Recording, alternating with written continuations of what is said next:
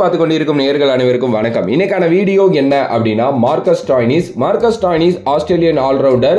ஒரு வருஷத்துக்கு முன்னாடி அப்படியே ஆஸ்திரேலியன் டீமை விட்டு வெளியில போற மாதிரி இருந்துச்சு. திடுப்புன்னு எங்கேருந்து ஒரு சூப்பர் பெர்ஃபார்மன்ஸ் கொடுத்து மறுபடியும் ஆஸ்திரேலியன் டீமுக்குள்ள வந்து அங்க பயங்கரமா, அதாவது எக்ஸப்ஷனலா விளையாண்டுகிட்டு இருக்காரு அப்படின்னே சொல்லலாம். ரீசெண்ட் டைம்ஸ்ல 27 பால்ல பாகிஸ்தானுக்கு அகைன்ஸ்ட் 61 ரன் அடிச்சாரு பாத்தீங்களா. அது வந்து இன்னும் இன்ஃபுளுயன்ஸ் பண்ண போது இந்த IPL 2025 ஆக்ஷன் டேபிள். ஏன்னா கண்டிப்பா இவருக்கு நிறைய பேர் ஹை பிட் வேல்யூ வந்து கொடுக்க போறாங்க. ஒரு சூப்பரான ஒரு ஆல்ரவுண்டர், அதுல மாற்று கருத்தே கிடையாது. ரீசன்ட் டைம்ஸ்ல நல்லா பண்ணிட்டு இருக்காரு. போன IPL ரொம்ப நல்லா பண்ணாரு அப்படின்னே சொல்லலாம். கிட்டத்தட்ட 2024ல இருந்து அவரோட ஆவரேஜ் வந்து 30 இருக்கு பேட்டிங்ல. ஸ்ட்ரைக் ரேட் வந்து டோட்டலா T20ல எவ்வளவு இருக்குன்னா 141. அதை ரொம்ப சூப்பராகவே மெயின்டைன் பண்ணிட்டு வர்றாரு.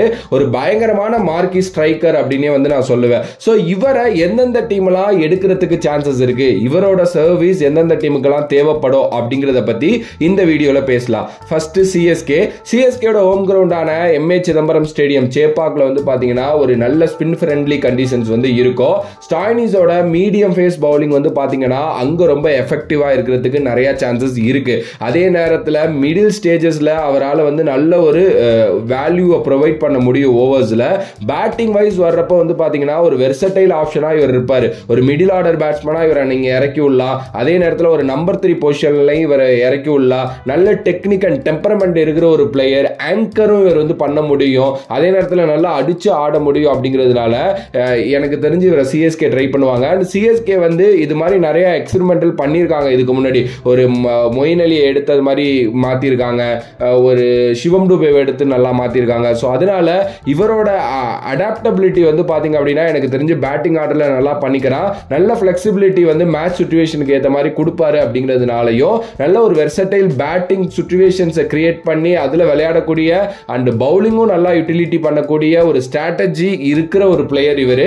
ஸோ இந்த சிஎஸ்கே லைனப்புக்கு இவர் கண்டிப்பா பயங்கரமா சூட் ஆவாரு. அதுக்கு அடுத்தபடியா RCB ராயல் சேலஞ்சர்ஸ் பெங்களூர்ட்ட கொஞ்சம் நிறைய அமௌண்ட் இருக்கு, நிறைய பேர் அவங்க நோக்கி போகலாம். அவங்களுக்கு ஒரு ரிலேபிளான ஃபினிஷர் கண்டிப்பா தேவை. தினேஷ் கார்த்திக் வந்து இப்ப இல்லையா, ஸோ அந்த இடத்துல அவரை மாதிரியே நல்லா ஆடக்கூடிய ஒரு ரிலேபிளான ஒரு ஃபினிஷர் தேவை. அப்படிங்கிறதுனால எனக்கு தெரிஞ்சு இவருக்கு போவாங்க. ஏன்னா பவர் ஹிட்டிங் இவர்கிட்ட பயங்கரமா இருக்குங்க. அதே நேரத்தில் வந்து பாத்தீங்க அப்படின்னா பயங்கரமா ஆக்சிலரேட் பண்ணக்கூடியவர் இந்த டெத் ஓவர்ஸ்ல அப்படின்னே சொல்லலாம்.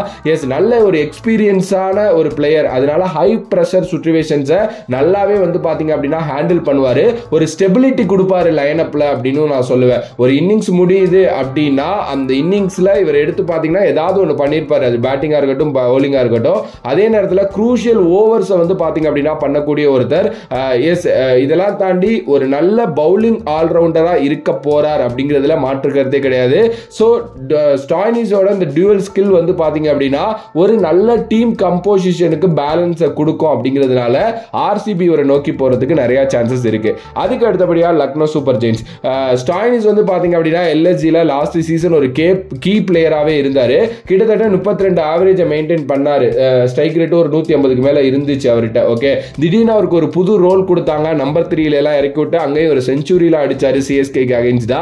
ஸோ மேபி லக்னோ இவருக்கு RTM யூஸ் பண்றதுக்கு நிறைய சான்சஸ் இருக்கு. ஏன்னா அவங்கள்ட்ட ஒரே ஒரு RTM தான் கேப்டு பிளேயர் மேல யூஸ் பண்ணலாம்னு வச்சிருக்காங்க. அது மேபி இவரா கூட இருக்கலாம். அண்ட் 2024 IPL பெர்ஃபார்மன்ஸ் ரொம்ப நல்லாவே LSGக்கு உதவுனதுனால மேபி இவரை RTM பண்ணுவாங்க அப்படின்னு நான் யோசிக்கிறேன். அதுக்கு அடுத்தபடியா வந்து பாத்தீங்க அப்படின்னா ராஜஸ்தான் ராயல்ஸ் வந்து பாத்தீங்க அப்படின்னா ஒரு ஹிஸ்டரியே இருக்கு. ஒரு ஃபினிஷர் மேல அவங்க எப்பவுமே இன்வெஸ்ட் பண்ணுவாங்க. ஒரு சிம்ரன் ஹெட்மேயரை என்னதான் அவங்க வந்து எடுத்திருந்தாலும் இன்னொரு ஒரு ஃபினிஷர் அவங்க எதிர்பார்ப்பாங்க. லைக் லாஸ்ட் டைம் வந்து ரோமன் பாவல் வச்சிருந்தாங்க. அதுக்கு முன்னாடி டைம் வந்து அந்த ஹைட்டா ஒருத்தர் இருப்பாரு, லைக் வெஸ்ட் இந்தியன், அவரை வந்து வச்சிருந்தாங்க. ஸோ அந்த ஒரு இதுல வந்து பாத்தீங்க அப்படின்னா எனக்கு தெரிஞ்சு இப்போ வந்து சிம்ரன் ஹெட்மேயரை எடுப்பாங்க. ஏன்னா ரியான் பராக்க கொஞ்சம் வருஷமா அவங்க ஃபினிஷரை ஆடிட்டு இருந்தாங்க. இப்போ அவர் நம்பர் 4க்கு புஷ் பண்ணிட்டாங்கிறதுனால அந்த லோவர் ஆர்டரை நல்லா பயன்படுத்தக்கூடிய ஒரு பிளேயர் வேணும் அப்படிங்கிறது ஒரு ரீசனா இருக்கும். சோ அதனால ஸ்டாய்னிஸ் மேல மேபி ஆர்ஆரும் பிட் பண்றதுக்கு நிறைய சான்சஸ் வந்து பாத்தீங்க அப்படின்னா இருக்கு. அண்ட் இவர் அந்த டீமுக்கு ரொம்ப நல்லாவே சூட் ஆகுற ஒரு பிளேயரா வந்து பாத்தீங்க அப்படின்னா இருப்பாரு அப்படின்னு தான் நான் சொல்லுவேன். எஸ், கண்டிப்பா அந்த லைன் அப்லையும் சரி, அந்த எப்படி அந்த மேனேஜ்மெண்டோடயும் சரி நல்லா சிங்க் ஆவாரு அப்படிங்கிறது எனக்கு என்னமோ வந்து தோணுது. பேட்டிங் அண்ட் பவுலிங் டிபார்ட்மெண்ட்ல கண்டிப்பா இவர் வந்து ரொம்ப சூப்பராகவே பண்ணி கொடுத்துருவாரு.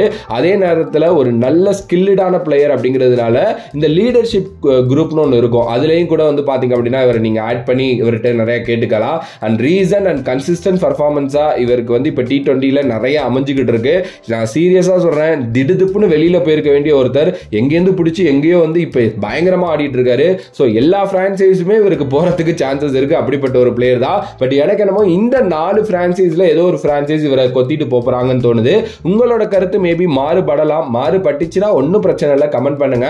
இந்த வீடியோ உங்களுக்கு பிடிச்சிருந்தா like, share and subscribe to நம்மளோட கிரிக்ஸிப் சேனல். வேறொரு வீடியோல வேறொரு கான்செப்ட்ல வந்து சந்திக்கின்றேன். நன்றி, வணக்கம்.